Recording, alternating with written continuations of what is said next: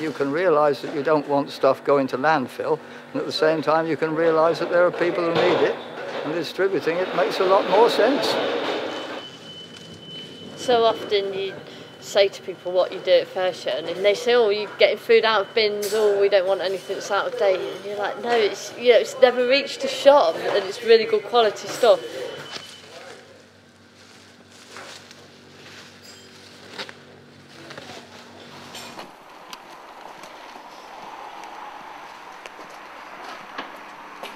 Can't push it, do we? Hello. Oi, oi! Hello! FareShare! I suppose it's logical to me. I see it as something that ought to happen. Something that makes sense.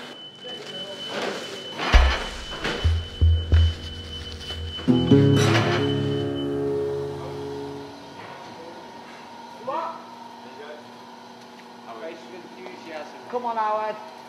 It's about getting out there and doing a bit of socialisation, yeah?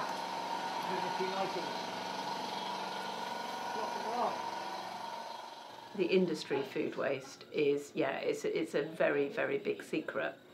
And they don't really want anyone to know about it. And it's all about money, unfortunately. Old ducks, halal chicken, stuff that people can't normally afford. What's this? £5 for that taste of different salmon. It's been thrown away. Like these smoked salmon fillets. Please, like some people would never get the chance to even buy one of them. We've got a whole pallet of them.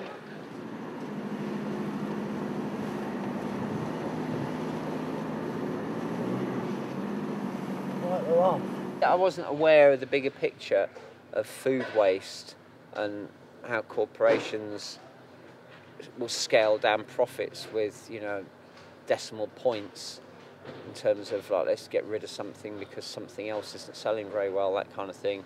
And, you know, or something isn't going to sell because the label's not on right, or it's the wrong shape or something, that it's cheaper for someone to bin it and sell something they can get the money from rather than selling it off cheap. You know, so yeah, so seeing the bigger picture is quite eye-opening, really. Main reason for the chilled food is date mismatch.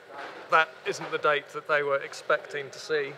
It might be a longer date than they're expecting, or more likely a shorter day, but either way, it's an automatic stock reject on their stock control system. Sometimes they can repackage it, reuse it. It's going to get harder and harder the more branded it is with the supermarket's name. Yeah, we don't know what we're getting most of the time, but we get a good mixture of everything, really. As you can see, pizzas, hummus, ready meals, yogurts, cheeses, everything. First of all, I'm in recovery from drug abuse and alcohol abuse. And I come to Bristol and moved into a dry house from a treatment centre. Come to Bristol with a black bag. Actually, a black bag and a Tesco's bag, I think, and clothes. And they weren't even my clothes. But I've hit recovery, and FareShare was an opportunity for me to actually open up my world, believe it or not. To get me out there to socialising with all the different. It was really good. All the different dry houses, all the different drop-offs. Do you know what I mean? The people in FareShare opened up the doors for me for college. I went to college, done a plastering course. Got a distinction as well, level 2 diploma. Put it on my wall, I did. I got a diploma. You know what I mean? Because I've never done schooling or anything like that. Do you know what I mean? So I put my head to it to see if I could achieve anything. Do you know what I mean? And that carries some depth and some weight. It gives you got a distinction. I went, oh my days, what's that? I didn't know what a distinction was.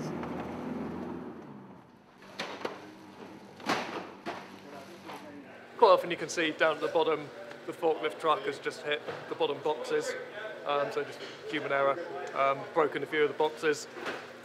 because of the production scale, it's probably not worth their while to employ people to break those pallets down, take out the damaged stuff, restack them. It's quicker and easier just to send it straight off. Normally with the Nestle stock, it's warehouse damage, or you can see like the packaging hasn't quite worked. We've got a lot of Yorkies that they just hadn't quite sealed straight on the packets, and I guess again the production run's probably so big, but by the time they've identified the problem, a few pallets have come flying out the end of the machine. So see that squint there ever so slightly? You know, they won't put that in a shelf because of that, look. But, I mean, there's nothing actually wrong with the actual packaging, you know what I mean? You know? So I've used these services myself, you know what I mean? Coming from an addiction background, I've used all the soup runs, different projects, drop-in centres and everything. And now I suppose I'm on the other side of it. I'm helping to feed the people now, you know? So I see it from both points of view, I suppose, which is handy. And I get on with all the people as well, you know? Having that sort of connection. Coming from addiction, I've got a lot of volunteers in addiction and everything, so I can sort of relate, get on well with them, and yeah, it's all right. The people are nice people. People are nice and doing things nice. Yeah, something is helping people. And people, everybody supporting each other, so it's easy to work in a good environment. The main reason for us getting soup from Greencore is that they swap recipes between different supermarkets, so they might do a very similar soup for a different supermarket to this one, but obviously they've got to tinker with the recipe. So rather than switching the machines off, washing them all out, starting again with fresh ingredients, they'll tinker with the ingredients until it's up to the correct spec.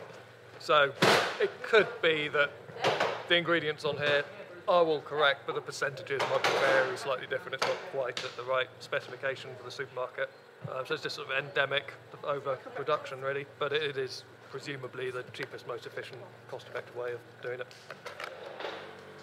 One of us got a little bit of a problem, or we think one of them's got a little bit of a problem. We're on the phone checking out, see if they're all right and helping them, and that's why we try and keep ourselves clean as well.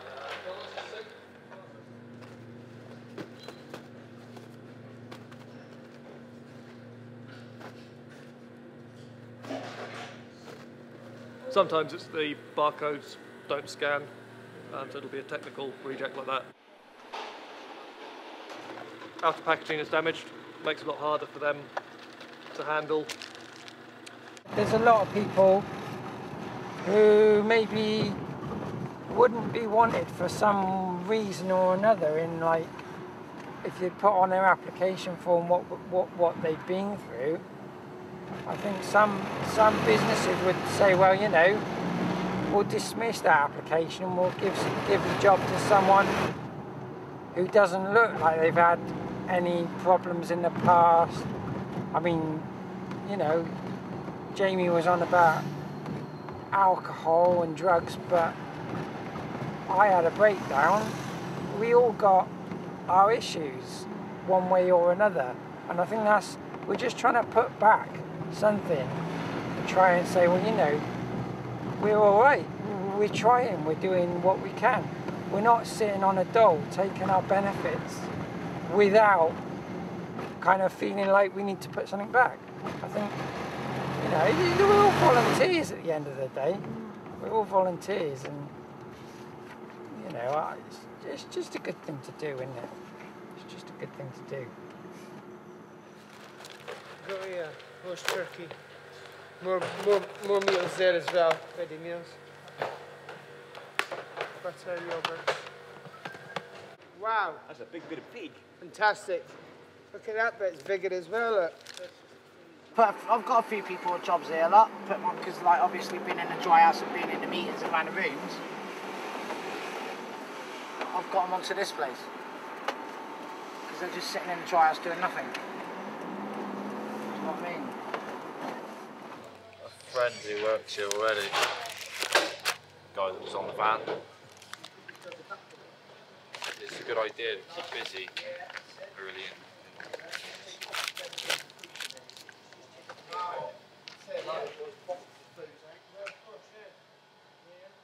I think everybody, anyone that's an alcoholic, you ask them, We've got friends, I've got really good friends that have died and just couldn't stop drinking, simple as that. When it happens, it's sad. It's not only them, when they go, it's everybody they leave behind that's affected. Anyway, let's change the subject. Do you need any rice? Okay. Bottled water. Well, I couldn't afford to buy it, put it like that. I mean, a lot of people on benefits, I'm on benefits, for example. I wouldn't be able to buy something like that. You know, by the time you pay your gas and electric, you're probably left with £20. Most people on benefits will be left with £20 a week, I would have thought. And by the time you go out and get a few bits and bobs, you know what I mean, the £20, there's no way. You won't go out, for example, and pay £7 for that. You know what I mean? I'd rather go buy 40 burgers in a bag for £2 at Iceland. But, you know, you're not eating too well, are you? You know what I mean? But if you're here, for example, or some of the other places that we deliver to, you know, they're getting good quality food. What can I give you? Do you want any more pizzas, any more filled slices? I've got some orange juice.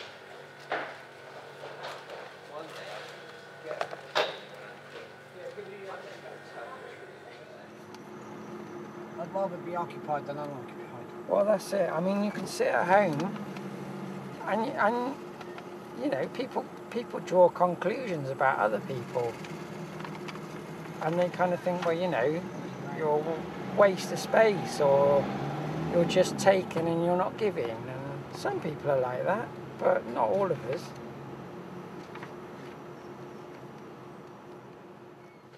I do everything really. If I need to go out in the van, I go out in the van. If not, I stay in here, unload, load, pick, answer phones, do Neville's job, do Peter's job. What's your name? I'm Tony. Tony. I'm Tony. And you are? Thibaut. What? Thibaut. Thibaut. From Corsica. Ah, yes. I might have guessed. T-bone steak? T-bone. Not quite. Yeah. Thibaut, if I remember. Yes. Is that an actual name? French. French. Unless, of course, it's from Shakespeare. Yeah. The chap who gets himself killed in the first act of, let's see, Romeo and Juliet. All right. Who is called Tybalt. But it's spelled more or less the same. And he goes to prove swords are dangerous to play with. It's in aluminium packaging, so that's it's really energy intensive making aluminium, and just throw the lot away. I mean, even if you use the food, that gets thrown away. Yeah, it's really sort of hard to understand. I've been here 3 years and I still can't get my head around it. Organic chicken, free range, woodland rid, £8. I mean, a lot of people don't buy the higher welfare stuff because they can't afford it, and then that's just being thrown away.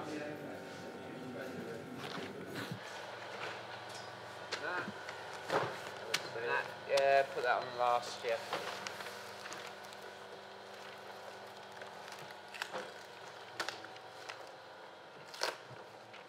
Pallets are charged for to the people who buy the stuff on them, but you can't take your money back. It's not a deposit. You've paid for the pallet.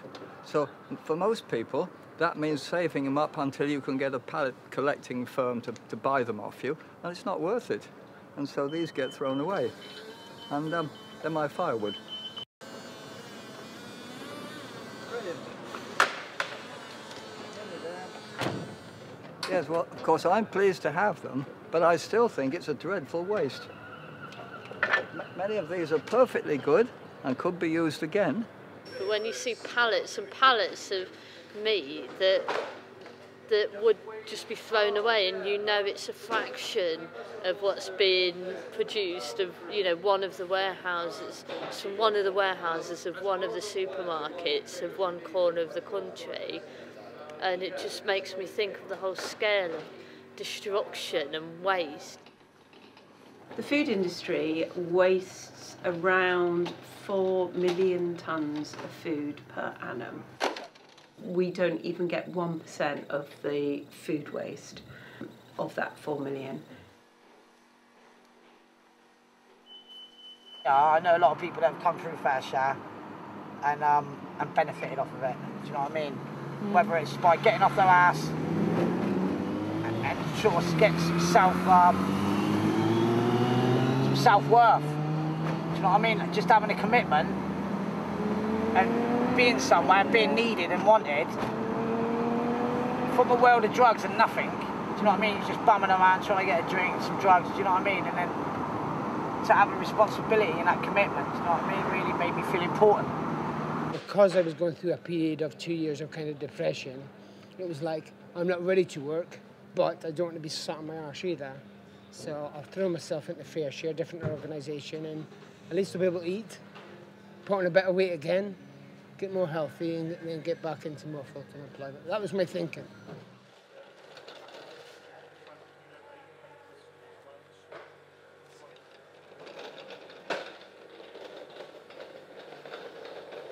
Like we say to them, we don't know what we're getting in. So if they give us a list of the sort of stuff that's useful to them and what they can use, then we can sort of make their orders. So they're not going to be a waste of time, do you know what I mean? It's pointless to send them food to somebody if they're not going to use it. The type of food that we get in, I think a lot of it is the processed food. So that just shows that if people were to be cooking from scratch, then the whole of the manufacturing and the distribution line would be broken down, really. And I think that would make a massive difference.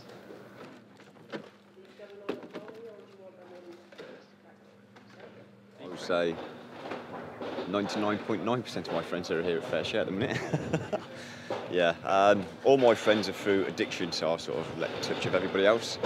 Yeah, I started off afresh, but that hasn't quite worked out either, has it? Because there's people here in addiction, and you know, it's everywhere, isn't it? Can't get away from it, unfortunately, but hey-ho. In order to deal with the waste, they have to admit how much waste there is. And I've worked with individual retailers, they don't want to tell the head office exactly how much waste is happening at their store because they get scored on how much waste they're producing. So they do want to do stuff with the waste, but they're scared of poisoning people, they don't want stuff to be sold on the black market, they don't want the consumer to find out how much there is, but I genuinely believe they do want to deal with it, but it just kind of seems a bit complicated sometimes, I think. Yeah, I am an inspiration, because I was in the right state, I was in the right mess, and everybody in it showed very, very blatantly, and I blatantly didn't really care at the time, but what they say is like, well, if Jamie can do it, do you know what? Anyone can do it. And I remember used to thinking I'd see delivery drivers outside, I'll be waiting outside an off licence or something at 6 o'clock in the morning outside Spa or something like that. And I'd be thinking, people have got places to go and work to do, and I'll be like, well, I ain't got nothing to do other than wait for this off licence to open so I can have a can. And I see delivery drivers and I think, oh, I wish I could do something like that one day, and I'm doing it now. We have dinners, just have little get-togethers 2 or 3 times a week. I think there's me, Dave, Mickey, Nick, Paul, Colin, probably about 5 or 6 of us. All come back to mine, cook a dinner, have a laugh. Do it a couple of times a week, Wednesday nights, Thursday nights or Saturdays. It's pretty good. Just me, Mickey and Nev on Christmas Day. And had dinner together, it's quite nice. Sitting indoors on your own on Christmas Day. I've done that many times as well.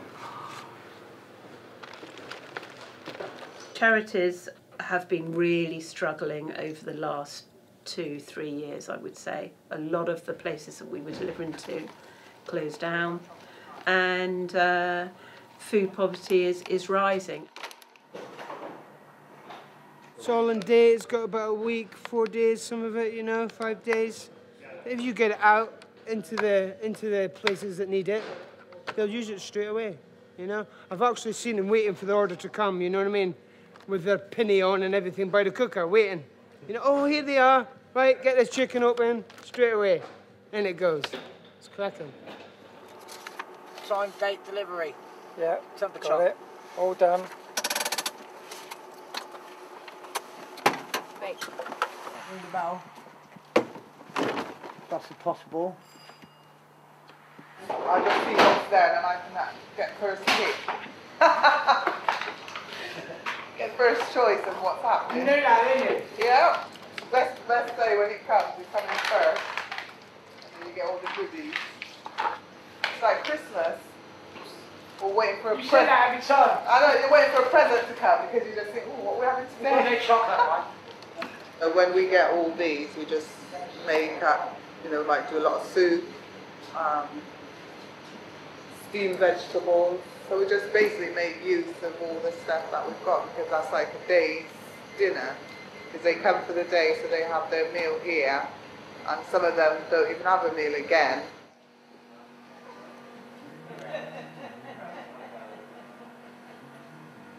Some of the people we deliver to are really grateful when you know they get stuck with small projects that can't get funding, or they might just get funding for such and such, but they want to put on meals for mums and toddlers or something, you know, or groups and stuff that, you know, can eat well sometimes, which is really nice.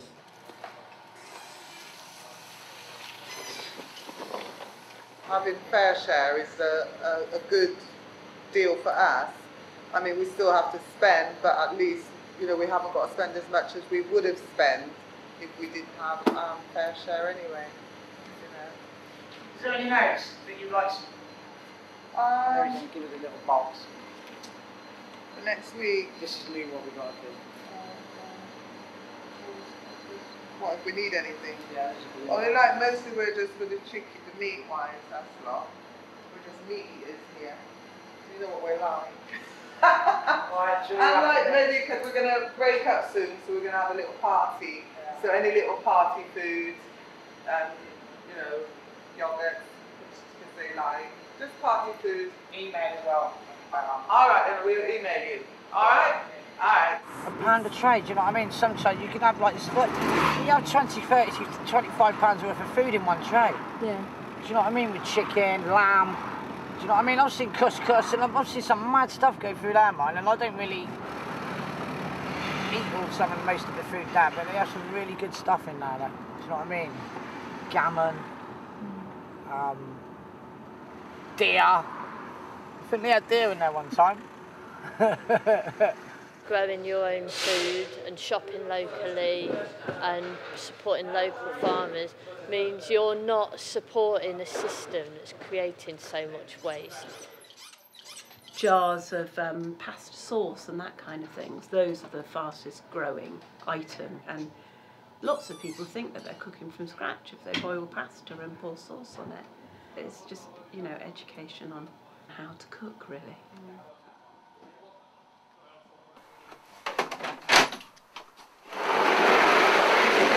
Our Tom.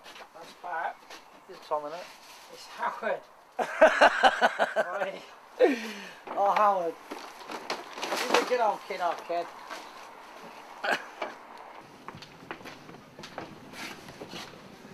Every week we get 28 crates and we have to provide meals for, at night time, 21 people, and during the day it can be up to anything like 50 people. The main thing is supporting, getting them engaged with the relevant services. Food is kind of what draws them in, basically. They come in, they get a hot meal, and then we can actually sit down and talk with them. It's a bribery too. It saves us a lot of money. I've never seen anyone grumpy yet, do you know what I mean? Because they're just grateful for the delivery lot. They're grateful to us, do you know what I mean? By sacrificing our time to do this stuff, do you know what I mean? Because as it say, if it weren't for these volunteers, this stuff wouldn't be happening.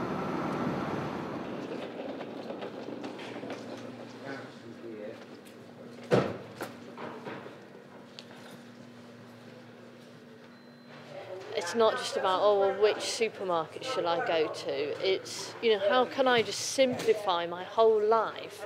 Because this is crazy. You know, the way we're doing things is not working. We're destroying the planet we're living on. We're soaring off the branch that we're sitting on. It just can't continue. But people are so tired and knackered, and there's just so many things to think about that they just, you know, how can you dissect what's gone into making that salad? There's too many different ingredients. But if you simplify it and just do less, then you can make those changes. But you can't unless you've got space in your life. And that's how the supermarkets and that's how the whole system wants you to think. So you need to just blindly keep working, keep spending, keep not thinking about where stuff's coming from.